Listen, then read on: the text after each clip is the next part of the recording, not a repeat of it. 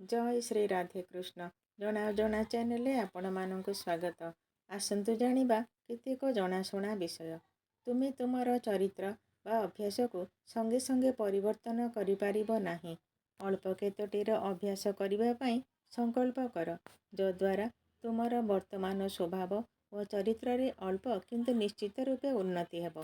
जदि कौनसी दिन असुस्थता सांसारिक कर्म रे अधिक व्यस्त रहिबा किंबा कौनसी अनिवार्य कारणवशतः निर्दिष्ट साधना करने असमर्थ हुआ, तेबे ता परिवर्ते ईश्वरଙ୍କ नाम स्मरण बा जप कर, जहाँकि चलिबा बुलिबा बा सांसारिक कर्म करिबा समय रे मध्य करा जाई परिबो। आसंतु जानिबा बड़बानल किपरि जात हैला।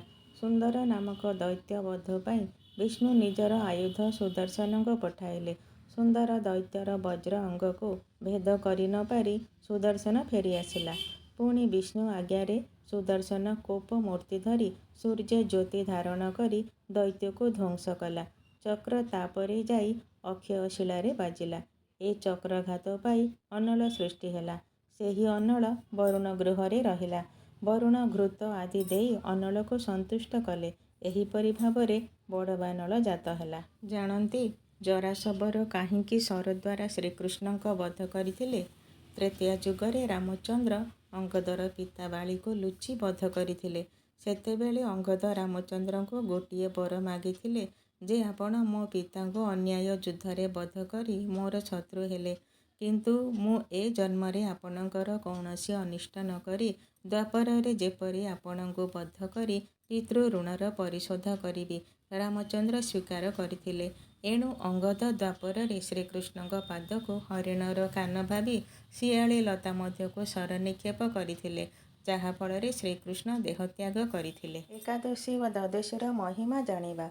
हरिवासरे मृत होई बसे वैकुंठपुरे जाई, चित्रगुप्तम शुण बाणी हरिवासरे जेते प्राणी, से दिन जेबा नाश जाती वैकुंठपुरे से बसंती। दशमी एकादशी दिन द्वादशी तिथि जे मिश्रण, ए तिनि दिने दूते मोर नबरु नहिबे बाहार।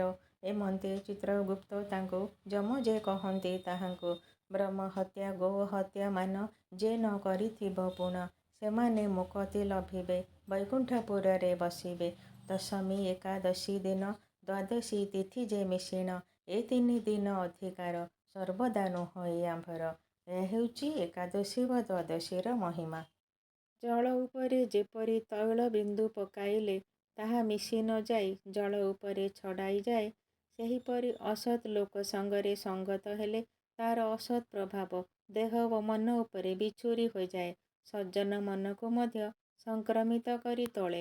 ଅସତ୍ୟ, କୃତଘ୍ନତା, ନିଷ୍ଠୁରତା ସ୍ୱଭାବ, ରୁକ୍ଷ ସ୍ୱଭାବ, ଅଯଥା ଅଭିମାନ, ଅତି ବିଷାଦ, ଦରିଦ୍ରତା, ଦୀର୍ଘସୂତ୍ରିତା ଓ ଅତି କାମୁକତା, ଏ ଦୋଷଗୁଡ଼ିକ ମଣିଷକୁ ଶ୍ରୀହୀନ ଘଟାନ୍ତି।